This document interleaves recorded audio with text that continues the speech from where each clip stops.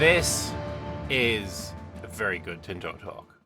I've read through it because I couldn't wait. Well, look, UI and quality of life is something that I keep banging on about anytime I play the game. It's like, oh, I wish this was like this or that was like that, and so I couldn't wait, and so I read it, and I'm quite happy. And you should stick around to the end of the video, because everything in this, from the top to the bottom, is all really good stuff.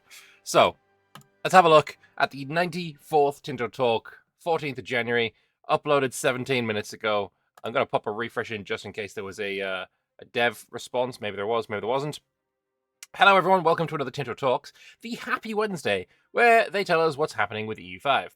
As we already showed some UI improvements, including the pinned filters last week, here are the bulk of the bigger ones for 1.1 Rossbach. Also, speaking of last week, they talked about some of the gameplay improvements, but they still have more there that they're going to share with us next week. All right, so people complaining, I'm sure there will be, that, this is all well and good, but why didn't you do X?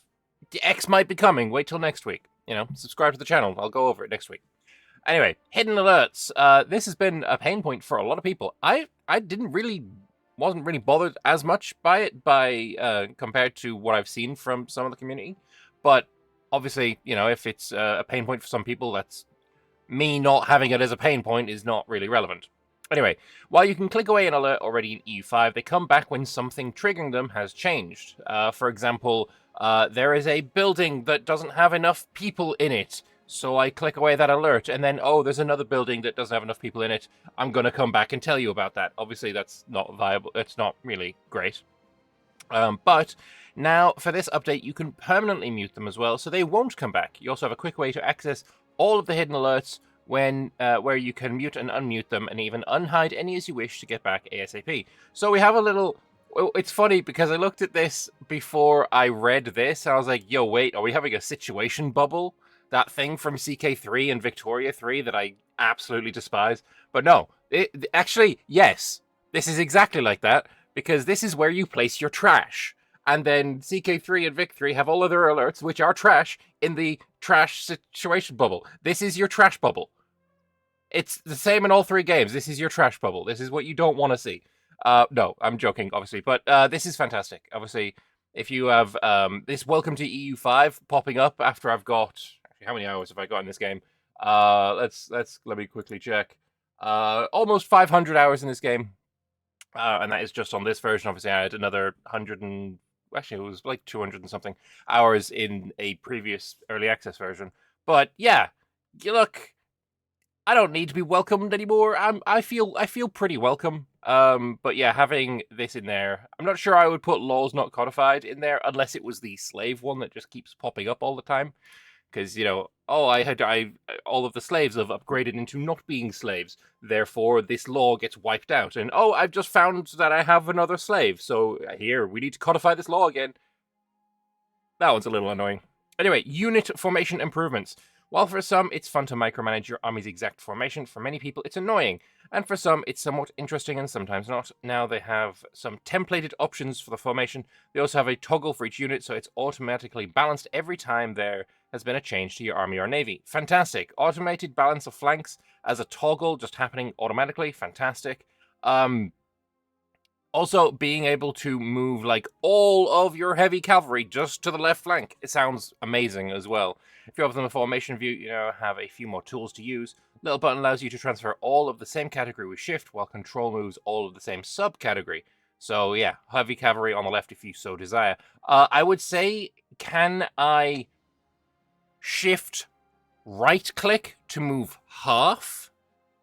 So, if, for example, if I have an army that's made up of a bunch of infantry, a bunch of cavalry, a bunch of cannons, whatever, if I move all of the heavy cavalry to the left flank, can I then right-click those heavy cavalry to move half of them to the right flank so I've got an equal balance on both flanks? Is that possible? Is that even viable? Is that a good strategy? I don't know, really. I think having all your cavalry on one flank is technically the meta right now, but it would be nice to balance it that way as well. But yeah, no, this is fantastic stuff. Mercenary UI improvements. This is merely about the UI change to mercenaries. The other changes are going to be in there, which we've already gone over. The mercenary recruitment, while powerful, was extremely cumbersome and also somewhat hidden. Two aspects that they're improving on for this update. First, they're making it more visible. They've renamed the button and put it at the top of the raised mercenaries you're aware of list. Right there, so that's fine and well. They also made it so you can just click on a captain. You'll get a good army selection from him without having to expand and select details, which is possible to do if you so desire still. I don't know how it's still... maybe this arrow here, you can drop it down and you still have that slider thing, so I can choose to have, cannons or cavalry or what have you. But yeah, no, that's a great change. This was cumbersome, and now it's not. Also, we know that the armies are going to be a lot cheaper, though, I don't know, these are still looking pretty freaking expensive. 500 gold for 2 infantry and 3 cannons. Maybe the price rebalancing is not in, because, I mean, they told us here that the prices were changing. Here, the prices were changing. Like, bro is 18 ducats here for 14 cavalry. Can we have that back? These are the old numbers. These are the bad numbers. I don't want these numbers. I think that's just the case. Like, these are the old prices, and they haven't switched over to the new one when on this UI build. Anyway, Army and Navy templates. One of the most loved features they had in DLC for EU4 was the Army and Navy builder, which was added in Art of War back in 2014. This means that for many of us, this was something we expect from an EU game. We've now added it to EU5 as part of 1.1 Rossbach. First of all, you can create a composition using any type of regiments you want and save the template for future use. Templates can be edited! Holy balls! Templates can be edited. Is huge. It is something that we complained about in EU4 for years, and it never got changed. To change a template in EU4, you gotta delete the old one and create a new one, which, obviously, kinda ass. So, this is obviously phenomenal. Being able to, add in whatever units you want. It'll tell you the amount of manpower, the amount of money. At the bottom, it'll tell you the total price. Armies in EU5 are mad expensive. And the total maintenance, total manpower. Awesome. Absolutely fantastic. Then the template showed up in the macro builder for units, and you can build them just like this. So, this is Yuan's perfect Amy composition. Ayo, Mrs. Anderson. Who's this Amy? Anyway, Johan's perfect army composition is what he has here. 11 infantry, 4 cavalry, a cannon, and 2 camp fellas. Although, I'm not sure... Are these going to get an update? Because they still seem a little bit weak to me, the camp followers. Who knows? Also, I think this is their multiplayer in the background, where he's playing as Venice, and they have Milan player, France player, England player. We've seen this campaign a few times, and holy balls, that England's doing not too bad. All the way from Flanders to Munster, they're doing pretty well.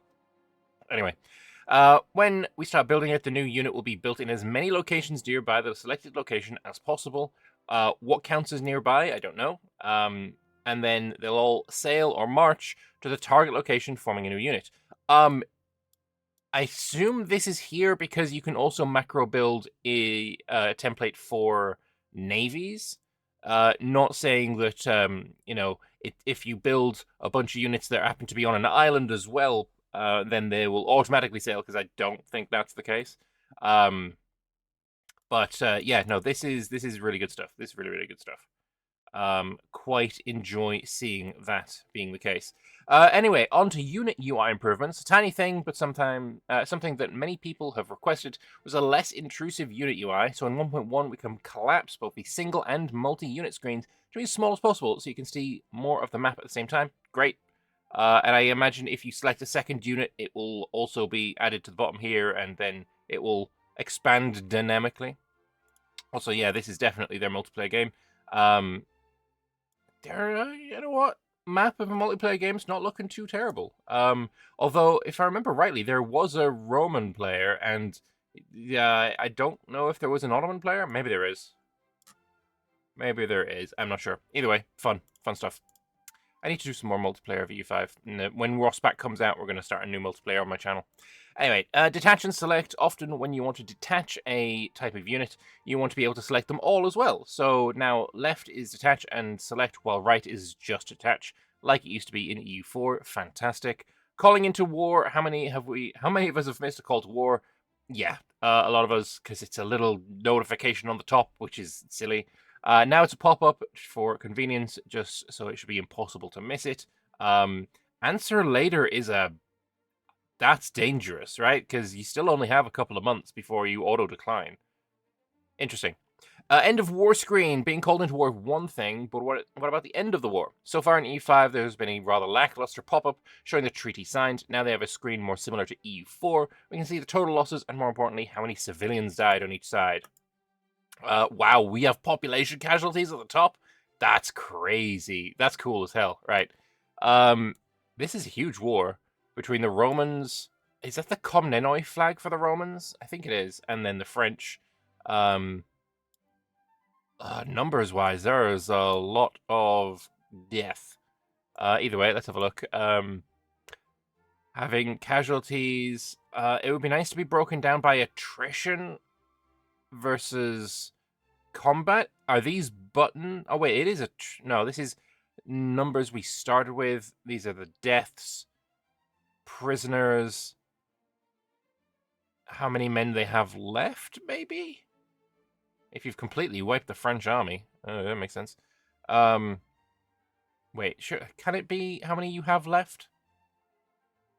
Yeah, it is. But these guys just have no one left. Fair enough. Naval losses as well. I don't see any attrition casualties. So I would like to see that. I would like to see attrition casualties in here as well, please. That would be the only thing that I would say is still missing versus EU4. Unless I'm missing something and one of these is attrition casualties, but I do not see it here. I think this needs another bar. Something like in EU4 you have this many casualties, of which this many are from attrition. Like that's what we need here. Levy rally points. Raising levies is a bit of busy work, but now you can decide where the levies should form up when you raise them. This allows you to select a location that all the raised levies will march to and form up in. I've been playing China recently. This will never get used if you play in China. There are just far too many levies that get raised up, and they will starve if you put them all in the same place. I guess it's probably not possible to have more than one rally point, so I don't know. This will be useful for if you have... I think it's going to be useful in Europe, for sure. Like, if I'm playing as France, for example, and I want to get my levies raised up and on the border with, I don't know, the Netherlands, then having it raised up and having them automatically march up here, fantastic. I think doing something like the Victoria 2 system, where your rally points for conscripts could be... You could have multiple of them, and then they would split up automatically. You know, half go to one waypoint, half go to the other. That would be really cool as well. If that's possible, that's fantastic. I'm not sure. It doesn't say it is. It doesn't look like it is. But if that was possible, that would be nice as well.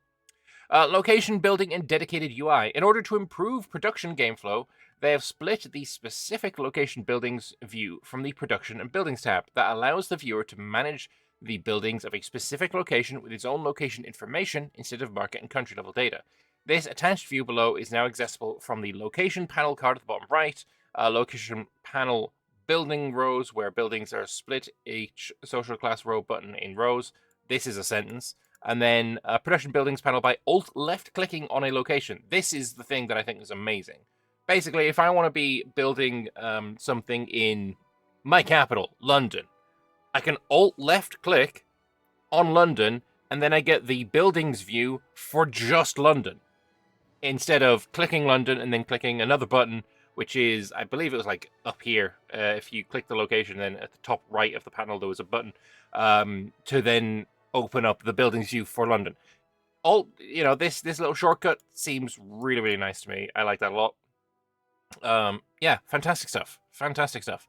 Also, new map modes. A fair amount of new map modes, including Eco Base.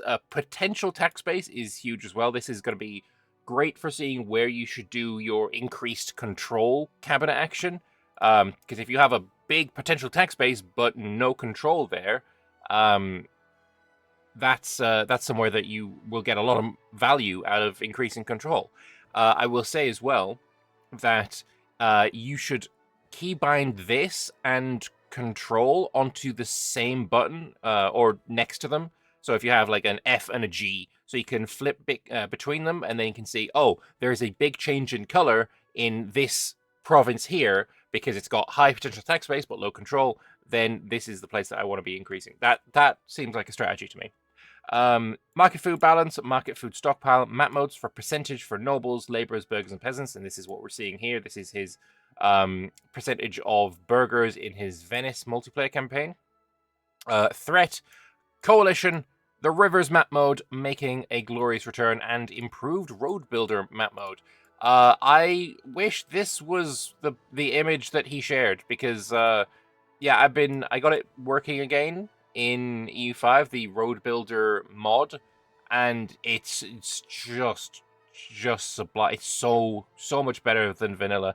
If they have just completely ripped it out of that mod and put it in the game, I think everyone actually would be pretty happy about that. But we'll wait and see what exactly it is that they've done with this map mode.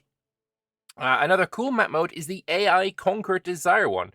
So you can see what territories the AI is going for. So this is the Ottomans day one. They don't care about Constantinople, but they really want Gallipoli. They're so needed.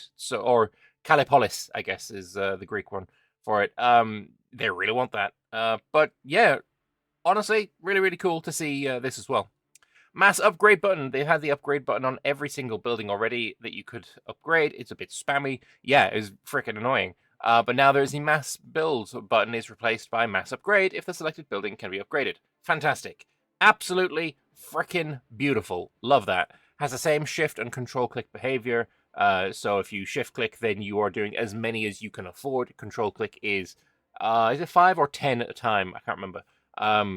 But yeah, this is fantastic. You also see the information. It will give you this amount of profit in that many years by upgrading, blah, blah, blah. Fantastic. To buy and sell locations, you can now do multiple locations at the same time. This is mostly, I think, going to be fantastic for if you have a vassal that you want to give land to. You can... sometimes they won't accept being given it through the subject interaction because they don't have a shared border, but they should be able to deal with it anyway because it's just across a little bit of an ocean. So, for example, if you are Sweden and you have conquered all of Denmark and you can't control it, but you have Norway here as a vassal, you couldn't sell them like the north of what's this place, Jylland, but you could sell them it. You just couldn't give them it. But yeah, it would now be useful if you want to give all of this. You know, you'd be able to have more time. Also, really good. I think this is probably something that is going to be spurred on from their multiplayer games. If they've had situations where one player wants to sell some land to another and they're having to do it one location at a time, that's really irritating. And you have to wait a month every time, and that's really irritating. So, yeah, this seems really useful, especially for multiplayer. There's a lot of other minor UI things, improved tooltips, small quality of life things, and more coming, including embarking on units with as many as you can in only one click. Oh my gosh, thank you. Basically, I have a navy. I bring it to a port. I have an army. I bring it to that location with the port. And I can't embark it because there's too many dudes. However, now, with this, I mean, also in EU4, if you clicked embark, it would just bring as many as it could fit and leave the rest. Now, that's also going to be the case. Rossbach looking really freaking good. Alright, next week, they're going to be back with more game mechanics, including the economy, food, and colonial reworks. Oh my gosh, I'm so excited for this. Colonial rework seems like something that was kind of necessary. Anyway, I'm going to refresh the page, and we're going to just click Show Dev Responses, see if there is anything. There's a little bit. Let's have a read through these. Okay. Great Tinto talk, all changed in the right direction, hoping for more fixing issues. This is what I thought was going to be the case. This is a gentle talk about the quality of life and UI things. You can't have absolutely everything in one Tinto talk. You know, that's just not how it works. Exactly. How is it relevant for the UI talk? I actually completely agree with this. I think this was a bit of a silly comment, in my opinion. Dust here saying, looking at the screenshot, naval losses don't seem to translate to population loss. Huge naval losses don't usually impact starving peasants to death when occupying their lands. I mean, that's fairly true. However, I would say, you know, you should probably include them. Like, how many sailors are a part of these 111 ships that sunk? Population casualties 76,100 is the same as the army casualties, so the navy is not included at all. So I would disagree with you on here. Unless this is only counting like levies, and if you had lost regulars, it wouldn't be calculated up here, which seems a little silly to me. But I will say as well, regulars do impact population. Like if you are reinforcing regulars, they are killing populations. Yeah, I feel like Navy should be included here. I do feel like Navy should be included here. Maybe you can break it up as well. That'd be nice. Population casualties, levy casualties, regular casualties, naval casualties, like all across the top or something like that. I don't know. Really wondering when we could expect some performance improvements. Not from 1.1, fair enough. Can anyone tell me how I can transfer regiments between two armies? Reorganization button, yeah, we knew that one already. With the army template, is there an option to conform to an existing one? Not for 1.1, but it is something for the future. That would definitely be nice. A war with 0 civilian deaths, as all pop losses are from soldiers, are remarkable. UI bug showing the same value. Okay, that's what we're seeing here. Fair enough. We will hope that is fixed. Then I didn't catch that the first time. Yuan said in the roadmap that it's coming for subjects. Imagine since the code will be there, models will be able to make it work for independent nations too. I am going to check what he is referring to. Swap locations. Yeah. Wait, show next week? Hang on, what's show next week?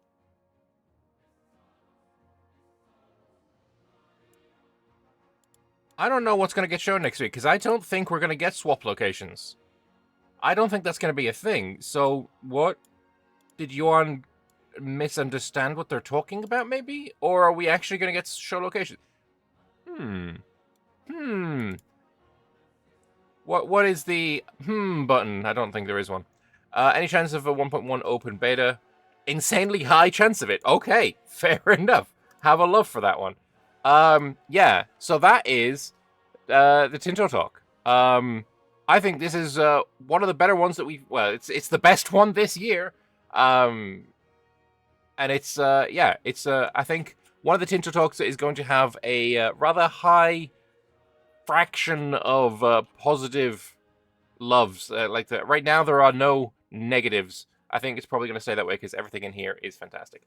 But I would like to know what you guys think. What is missing? What in here? What quality of life issue are you having with EU5 that you think, oh, this Rossbach is definitely the time for this to come in, or I would like them to do this, blah, blah, blah. Let me know your thoughts in the comment section below. I do read them, and I will respond to many of them, but probably not all of them, depending on how voracious you are at commenting. I gotta go. I'm rambling. Anyway, thanks all for watching. Hope you guys have a brilliant week, and I will see you in the next one. Bye-bye.